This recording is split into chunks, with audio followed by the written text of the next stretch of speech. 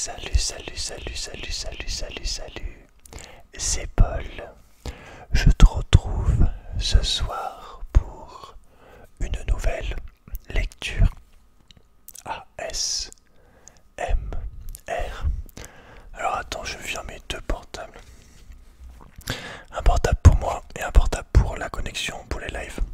On dirait que je suis un dealer, gros, j'ai deux portables, en plus c'est deux fois le même. Mais bon, valeur sûre, gros, c'est Sony, tu le sais. Bref, donc ce soir, on va lire ce livre japonais des contes Mukashi. Donc c'est un livre qu'une abonnée m'a acheté. Voilà, donc on la remercie. On remercie l'abonné en question. La Isabelle, ouais, il y a ma souche. La Isabelle Del Pueblo, je sais pas. Mais voilà, c'est cool parce que j'avais une phobie des Isabelle en fait, à cause d'une poupée qui me faisait trop peur petit. Et grâce à cet abonné là, et bah, j'ai pu vaincre cette peur. Et j'ai pu constater, maintenant j'en suis sûr, toutes les Isabelle ne sont pas des vilaines. Voilà. Ok. Donc on va lire qu'un conte évidemment. Car voilà. J'ai pas envie d'avoir des soucis. Mais en tout cas déjà c'est très joli, on peut voir la couverture. Waouh. Il y a des petits trucs qui brillent et tout. C'est très beau. On adore. Alors, je peux te lire le résumé si tu veux. Tu veux pas, mais tant pis. Le folklore japonais regorge de contes et de fables mettant en scène samouraïs, animaux, farceurs, esprits, monstres et autres sorcières. La collection Mukashi. Il était une fois en japonais vous propose de découvrir ces histoires très populaires au Japon, mais souvent méconnues hors de l'archipel. Donc dedans on a trois contes connus. Urashima Taro. Donc je vais pas te le lire parce que je l'ai déjà lu il y a longtemps sur une cure. On a le royaume des souris et le Tengu. Tengu invisible. Donc ça coûte 12,90€ si ça t'intéresse. Et si tu veux une autre vidéo lecture comme ça, il y en a une autre avec un autre, enfin avec la même collection mais le recueil 2, j'ai plus que également la même abonnée m'a acheté. Non voilà, tu peux pas comprendre, c'est normal. Je pousse des petits cris mignons. Alors sa grosse mère, donc pardon. On va essayer de rester poli. Ah oui, oh là là, j'allais oublier. J'espère que tu vois les lampes Pac-Man en arrière-plan. Je les ai disposées sur la table de chevet. Et si tu les vois pas assez, bah, je pense que je tournerai la table de chevet. Et j'essaierai de te les mettre vraiment en face. Face. D'ailleurs, il y a une mouche dessus. Attends.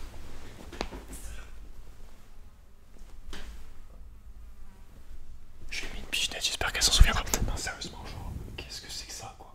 Je te jure, j'ai une invasion de mouche là, c'est incroyable. Ah, elle m'énerve. Elle revient.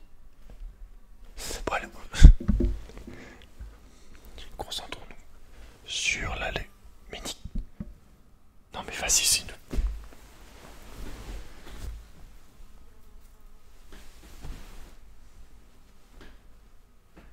Oui, donc je viens de découvrir, donc il y a à peu près 10 minutes.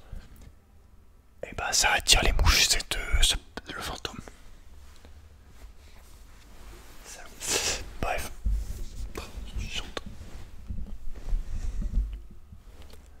Bon, allez, on commence la lecture. Alors moi je te dis, je déguste. Je déguste totalement les... Je déguste totalement les illustrations. Waouh, ça c'est Urashima Taro. Aïe. Oui.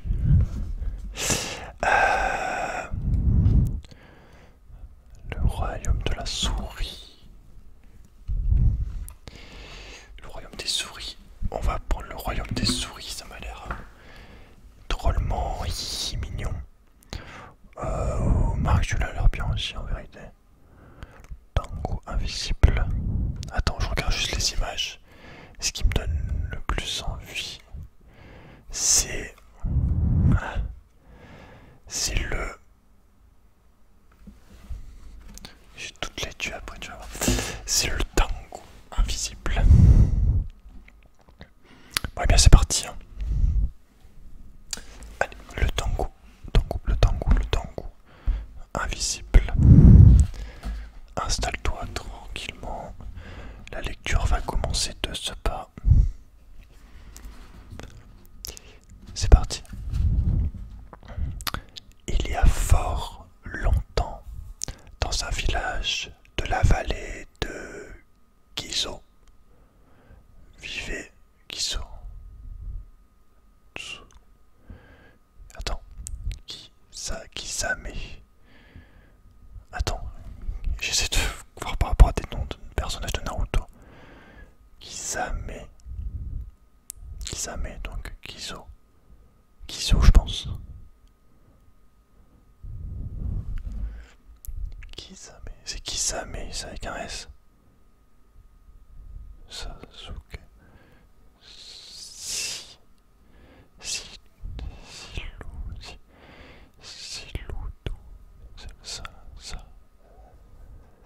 Kiso ou Kiso. C'est Kiso, je crois. On recommence. Il y a fort longtemps, dans un village de la vallée de Kiso, vivait un petit garçon qui s'appelait Makoto. C'était un vrai petit chenapan. Il inventait plein de farces, enfermait les chats dans des paniers, se cachait pour éclabousser les passants avec de l'eau. Il passait son temps à jouer des tours à tout le monde. Il était... Non mais c'est pas possible. Mais l'autre histoire, gros, c'était la même chose. J'ai l'impression... Il était très paresseux et n'était jamais sa maman.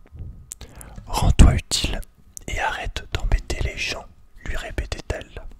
Mais Makoto ne l'écoutait pas et continuait à faire des bêtises. Un jour, alors qu'il rêvassait sous un arbre en haut de la colline, il vit tout à coup apparaître une étrange créature. Makoto se cacha vite derrière un arbre. Avec son long nez rouge et ses sandales en bois, il le reconnut tout de suite. C'était un Tengu. Il tenait à la main une longue cape de paille. Tengu, je sais plus. Il se reposa quelques instants à l'ombre d'un arbre, puis, sous les yeux ébahis de Makoto, enfila la cape et devint invisible. Incroyable! Cette cape magique rend invisible celui qui la porte. Si j'en avais une, je pourrais faire plein de bêtises sans être vu. Il faut que je trouve un moyen de lui prendre, se dit Makoto. Alors, attention, première image. Donc, on a Makoto qui est caché derrière l'arbre et le Tengu,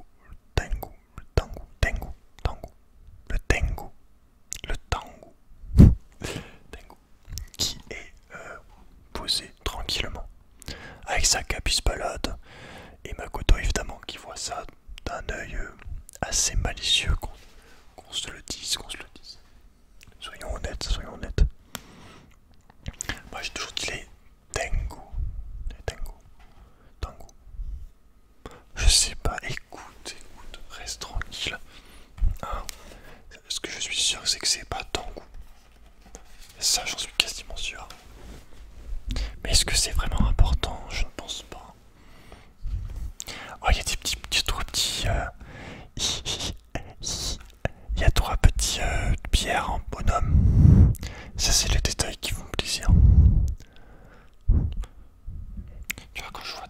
comme ça là, et bien les proportions ils sont, tu vois.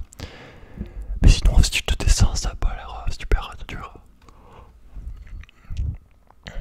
Donc franchement, voilà, c'est faudrait que j'apprenne à dessiner, tu vois, mais avec un style enfantin. Je pense que ce serait ça ma force, enfin ma force. Vu que je dessine comme un enfant de 5 ans, et bien si j'apprends à dessiner, ce serait peut-être bien voilà, de prendre un style très enfantin comme celui-ci. Ouais, c'est pour ça que peut-être que j'aime autant ce livre en fait. Même si j'aime bien les trucs mignons, le dessin et tout, ça rend ultra bien là, comment c'est dessiné. C'est propre, en même temps c'est propre et en même temps ça reste simple, tu vois ce que je veux dire. Bref. Le petit garçon réfléchit longuement et soudain il eut une idée. Il rentra vite chez lui pour fabriquer une fausse longue vue avec une tige de bambou. Le lendemain, il retourna sur la colline et en regardant dans sa longue vue de bambou, il se mit à parler très fort. Oh, incroyable, je vois la ville d'Osaka. Oh, et là, je vois le mont Fuji. Le Tengu entendit le petit garçon, enleva sa cape d'invisibilité et apparut juste devant lui. Il dit à Makoto: Et toi, l'enfant, que racontes-tu? C'est impossible de voir aussi loin. Mais si, je peux voir très très loin grâce à ma longue vue magique, mentit Makoto. Et il continua à s'extasier en regardant dans la tige de bambou. Oh, je vois la ville de Kyoto, je vois même la princesse dans les jardins du palais impérial. Le Tengu s'exclama. La princesse, fais-moi voir, fais-moi voir. Non, tu es un Tengu. Tu vas me voler ma longue vue et disparaître avec. Si tu veux regarder dedans, laisse-moi un objet en gage, lui dit Makoto. Le Tengu accepta et lui confia sa cape. Grave erreur. Ça c'est moi qui l'ai rajouté. Makoto donna alors la fausse longue vue au Tengu. Celui-ci se mit aussitôt à scruter l'horizon en regardant à travers la tige de bambou. Mais ça ne marche pas, tu t'es moqué de moi. Elle n'a rien de magique, cette longue vue. C'est juste une tige de bambou, s'exclama le Tengu. Malheureusement, il était trop tard. Makoto avait déjà enfilé la cape magique et avait disparu. Il faut jamais faire confiance aux enfants. Crois-moi, mon gars. Il faut toujours faire attention.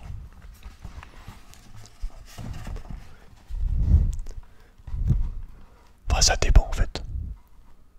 Une fois que tu connais, mais au début, puis ça dépend de l'âge aussi. Mais bon. Hein. Quand je pense à... Oh, j'espère que tu vois bien, donc on voit le Tengu qui regarde dans la fausse longue vue et Makoto qui se tape une grosse barre. Quoi. Quand je pense à... Quand je vois ce livre là, je pense à la reprise de l'école. Plus particulièrement, même si pour les collèges et les lycées c'est horrible aussi, mais plus particulièrement pour les primaires et tout, genre... C'est l'époque là qu'on vit, le corona, c'est horrible, hein. Vraiment je pensais pas dire ça un jour, mais c'était mieux avant l'école. Et crois-moi que je porte pas l'école dans mon cœur, quoi, que bon, pour la maternelle, primaire, ça va, c'est quand même assez utile. Mais c'est vraiment ce qu'ils vivent là, les pauvres. Tu vois des gamins avec des masques, hein, et je parle vraiment de gamins petits quoi, avec des masques, genre ça s'est jamais vu, c'est juste horrible. Moi j'ai pas envie de dire tout ce que je pense par rapport à cette histoire mais de virus. Mais c'est juste tellement triste en fait. Ça me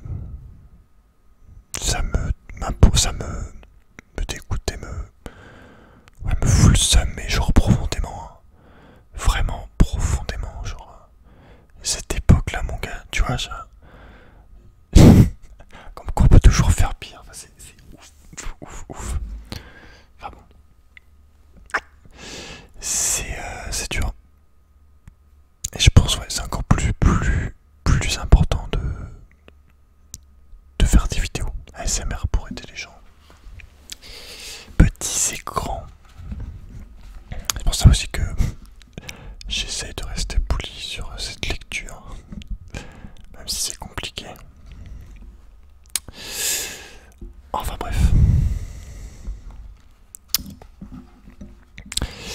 Ouais. Ah, retournons dans la positivité. Si tu veux bien.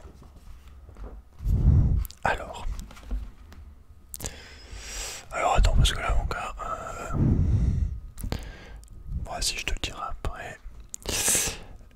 Donc la cape du Tengu sur ses épaules, Makoto, complètement invisible, s'empressa de se rendre au village. Devant la boutique du poissonnier, il attrapa 2 poissons sur l'étal et les fit danser dans les airs. Le poissonnier et ses clients effrayés s'enfuirent en criant. Puis, il vola les friandises des enfants qu'il croisa dans la rue. Il s'amusa ensuite à détacher les ceintures des kimonos des samouraïs.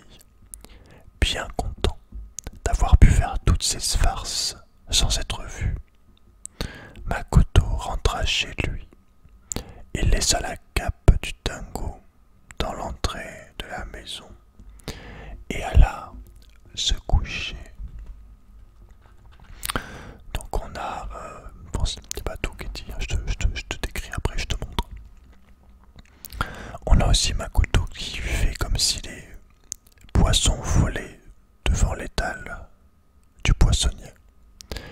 On a Makoto donc qui tire les ceintures des samouraïs, ce qui fait qu'il se retrouve en slip. Et on a Makoto qui vole les sucettes des enfants. Ça c'est écrit.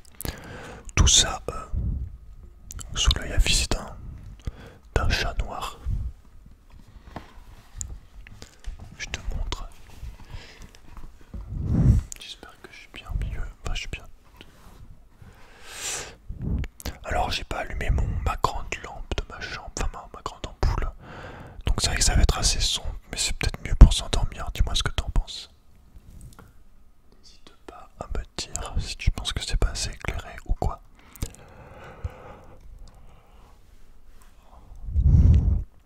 Je pense que ça va, mais bon. Donc voilà. On continue. Je prends mon temps. Voilà, on savoure.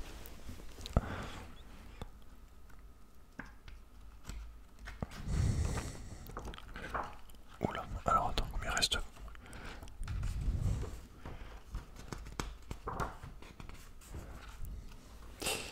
Alors, le lendemain matin, Makoto chercha la cape, mais ne la trouva pas. Il appela sa mère. Maman, maman, as-tu vu ma cape de paille? Cette vieille cape, toute moisie et pleine de puces. Je l'ai brûlée. Je t'en achèterai une neuve, lui annonça sa mère. La cape avait été réduite en un gros tas de cendres grises au milieu du jardin. Dépité, Makoto passa la main dans les cendres et à sa grande surprise, elle devint invisible. Ça alors, même en cendres, la cape a encore son pouvoir magique, s'exclama Makoto. Il enleva aussitôt tous ses vêtements et s'étala joyeusement des cendres sur tout le corps et le visage. Il était maintenant complètement invisible. Donc là on a Makoto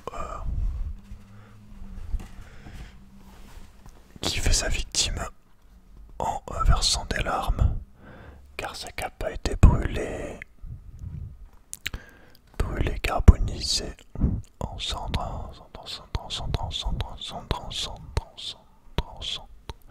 Et là, on a Makoto qui utilise ces mêmes cendres et se rend compte que il devient invisible, malgré que ça soit seulement un tas de cendres. Donc, voilà, on apprécie quand même. Voilà, j'espère que tu es à la bonne hauteur. Aïe, attention.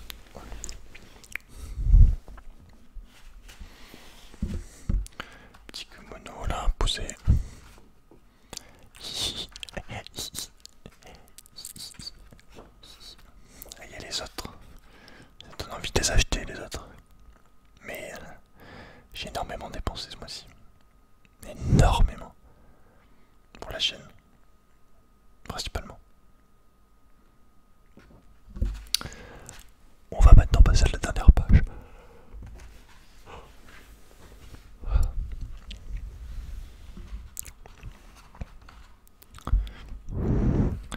Il courut jusqu'à la place du village pour jouer à nouveau des tours aux passants. Il reculait les tabourets avant que les gens ne s'assoient, effrayait les chats et tirait les cheveux des filles. De gros nuages noirs recouvrirent le ciel et la pluie commença à tomber. Mais Makoto continuait à faire des farces sans se rendre compte qu'il était maintenant tout mouillé et que la couche de cendre magique qui recouvrait son corps se mettait à ruisseler. Bientôt, il n'eut plus du tout de cendre sur lui et tout le monde put le voir. Regardez, c'est lui, c'est Makoto qui nous a joué tous ces tours, criaient les gens autour de lui. Makoto n'était plus invisible, et en plus, il était tout nu. Humilié, il s'enfuit en courant et rentra chez lui. Depuis ce jour, Makoto décida d'arrêter de faire des bêtises et devint gentil et obéissant avec sa maman.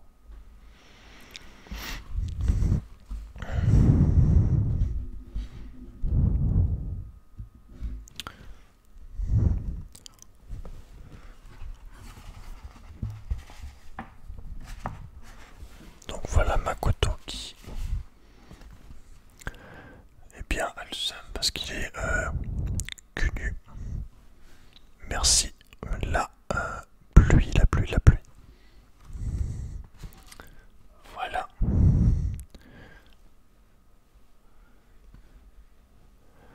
Pour cette histoire de ce soir. Donc voilà le nom, Mukashi Mukashi, conte du Japon, recueil 4, je crois qu'il y en a 4 en tout, voilà. Bon, à chaque fois tu as 3 histoires. Donc si ça t'intéresse, n'hésite pas. Tu peux les trouver pour 13 € sur internet. Les dessins sont vraiment très mignons, très réussis et ils vont hyper bien avec tout en fait. C'est très bien fait.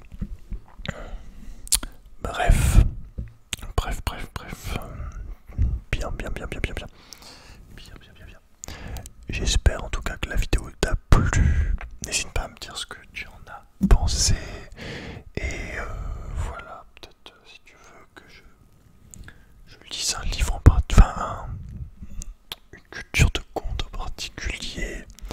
Voilà, n'hésite pas, on a fait quand même pas mal de trucs différents. J'ai fait des contes africains, russes, bretons, voilà. Québécois, je crois, anglais, allemand, japonais, chinois, je sais pas, enfin bon, on a fait quand même plein de pays différents depuis le temps, mais voilà. Indien, amérindien, des trucs de mythologie, les contes connus qu'on connaît, qui sont très connus quoi. Voilà, si tu veux, si t'as des idées,